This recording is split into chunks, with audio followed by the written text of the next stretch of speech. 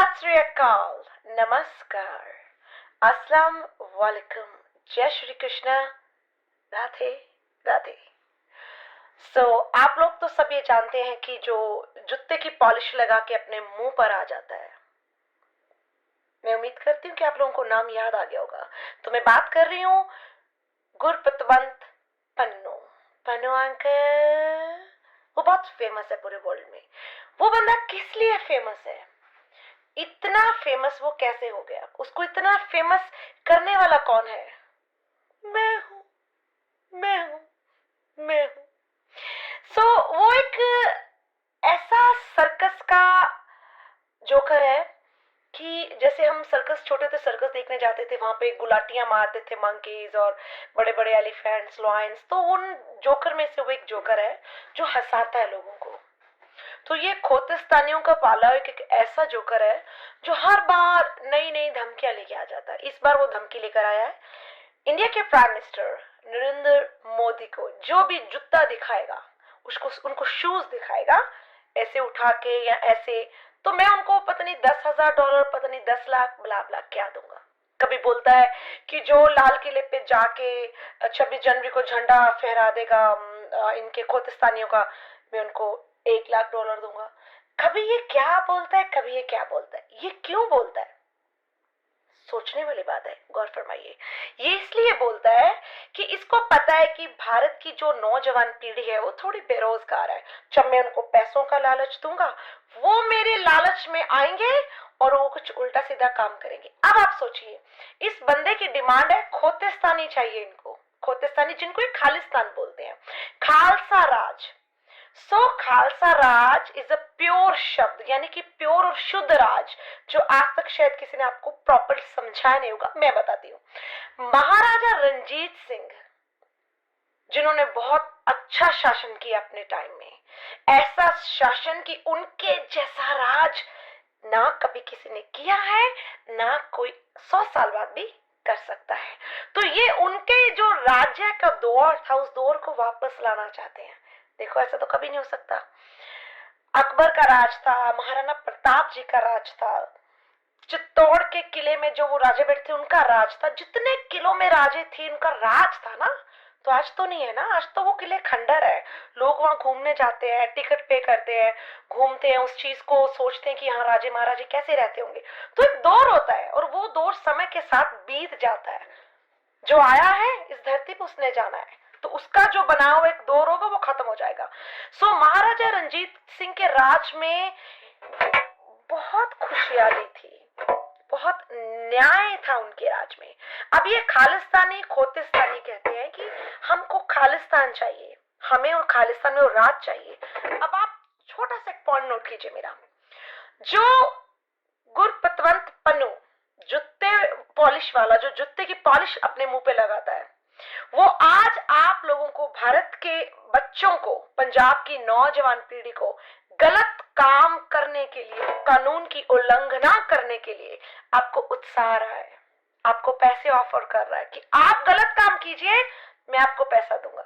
नौजवान पीढ़ी है, गर्म खून है, तो पैसे के लालच में आ भी जाते हैं। पर सोचिए, जो बंदा आज ऐसी शिक्षा, ऐसे संस्कार बांट रहा है पंजाब की नौजवान पीढ़ी को, ये बनाएंगे खालिस्तान, ये करेंगे खालिस्तान पे राज, जहां पे सिर्फ औरतों का शोषण होगा, ड्रग, दिन दिहाड़े ड्रग चलेगा, हर किसी के हाथ में तलवारें होंगी, वेपन्स होंगे, जहां पे सिर्फ एक दहशत होगा, तालिबान वाला हाल होगा। औरतों को घूंघट में रखा जाएगा, उनको दबा के रखा जाएगा घरों में, उन पे एक रिस्ट्रिक्शन लगा देगी कि 10th के बाद तो औरतों ने पढ़ना ही नहीं है, बस शादी करो, इनको दूसरे घर भेजो ताकि सारी उम्र वहां पे ये गुलामी रेखा में जिंदगी जिए।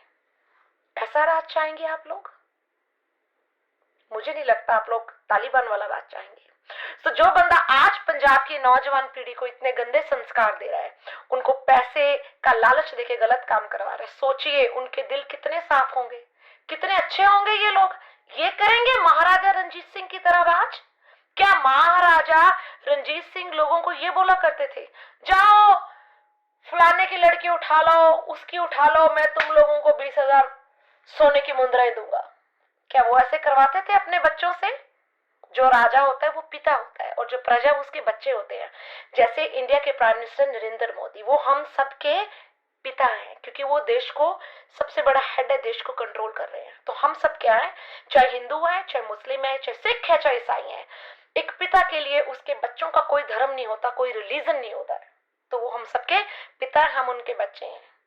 बच्चों से गलती होती है तो पिता उनको माफ करता है, पर कभी कभी माँ बाप से भी गलती होती है, कभी कभी पिता से भी गलतियां होती हैं, और बच्चों का फर्ज होता है कि छोटी मोटी गलती पिता से हो जाए तो उसको माफ कर दो।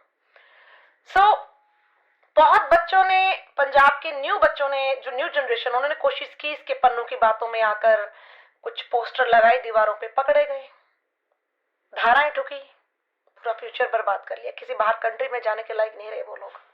अब जो इंडियन गवर्नमेंट ने किया कि जो बंदा भी खोतिस्तानियों का समर्थक बनेगा ना, इनके वोट डालने जाएगा, ये इनके भीड़ में आगे होगा, उनके सबके ओसीआई कार्ड कैंसिल होंगे, ओसीआई कैंसिल होंगे, इंडिया नहीं जा पाएंगे और इंडिया का वीजा वैसे नहीं मिलेगा इनको। तो होना भी चाहिए, ये होना भी चाहिए, क्योंकि भारत एक शक्तिशाली देश बनता जा रहा है। उसको तोड़ना, उसके विरुद्ध बातें करना, उसके विरुद्ध साजिशें करना, ये बहुत बड़ा अपमान है, ये बहुत बड़ा क्राइम है, ये बहुत बड़ा अपमान है भारत के लिए। भारत सिर्फ पूरे वर्ल्ड में, अगर आप पृथ्वी के गोले पे जितने मुल्क है ना उसको देखें, केवल एक भारत ही ऐसा है जिसमें सभी देवी देवताओं ने जन्म लिया, बड़े बड़े पीर फकंबर ने जन्म लिया, बड़े बड़े योद्धाएं महाराजाओं ने जन्म दिया, जिन्होंने बड़े बड़े योद्धा पैदा किए। क्या और वर्ल्ड में आप जाइए, और कंट्रीज में जाइए, है इतिहास? किसी भगवान ने कनाडा में जन्म नहीं लिया, किसी ने इंग्लैंड में नहीं लिया, किसी ने अमेरिका में लिया, भारत की भूमि क्यों? भारत की भूमि पवित्र है, इतनी पवित्र है कि जितनी आप लोग सोच नहीं सकते। अब मुझे भी बहुत मैसेज आते हैं कि तुम भारत के हक में इतना बोलती हो तो तुम कनाडा में क्या कर रही हो, इंडिया आओ। भाई सारी उम्र मैंने इंडिया में निकाली है, सारी उम्र। इंडिया से कनाडा का सफर ये मेरी अपनी चॉइस थी। क्यों चॉइस थी? क्योंकि जब मैं छोटी थी तब भी मैं इंग्लैंड में चली गई थी, मैं वहां रही, मुझे बाहर का माहौल अच्छा लगा, साफ सफाई अच्छी लगी, डिसिप्लिन अच्छा लगा, यहाँ के कानून अच्छा लगा। हमारे भारत में कुछ अगर प्रॉब्लम्स है कानून को लेकर है, जहाँ पे सख्ती करनी चाहिए, क्योंकि भारत अभी भी बाहर की कंट्रियों से कम 50 या 100 साल पीछे है। तो यहाँ पे आप किसी को थप्पड़ मार के देखिए, धक्का मार के देखिए, आप पे चार्ज लगेगा। आप वर्बली तौर से लड़ाई कर सकते हैं, गाली गलौज कर सकते हैं, और इंडिया में तो आए दिन धक्का मुक्की, थप्पड़, पड़ोसी लड़ पड़े, वो यहाँ ये जो कानून है इसको टाइम लगेगा। गुरपतवंत पन्नू, जिसकी एक जमाने में दहशत थी, लोग डरते थे इससे, आज आपको इससे डरने की जरूरत नहीं है, इससे लड़ने की भी जरूरत नहीं है। लड़ा तो मर्दों से जाता है, लड़ा तो वीर योद्धों से जाता है, ऐसे छक्कों से लड़ा नहीं जाता। Sorry, I am using this word. और वैसे इनसे अच्छे तो वो थर्ड जेंडर ही होते हैं, एटलीस्ट अपने हक की ताड़ी मारकर, किसी घर में बेटा बच्चा होता है वहां जाके नाचते हैं, अपनी हक की कमाई लेते हैं।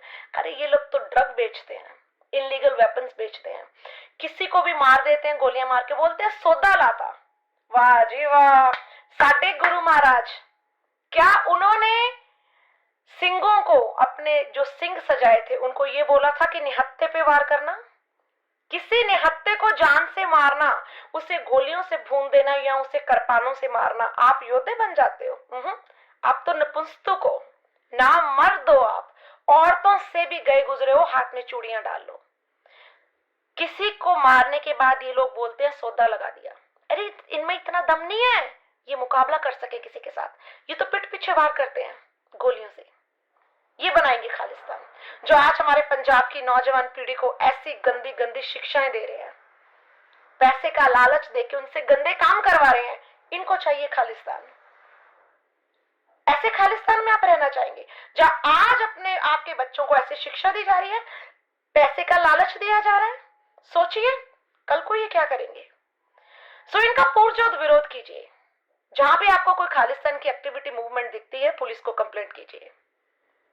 इनको खालिस्तानी नहीं, इनको हम खोतिस्तानी लेके देंगे, और वो खोतिस्तानी ये लोग या तो कनाडा में बनाएंगे या अमेरिका में बनाएंगे, पर भारत में से इनको 1 इंच भी ना आज जगह मिली है ना कल मिलेगी। क्यों? इनकी हरकतें, जब तक ये लोग अपनी हरकतें नहीं सुधारेंगे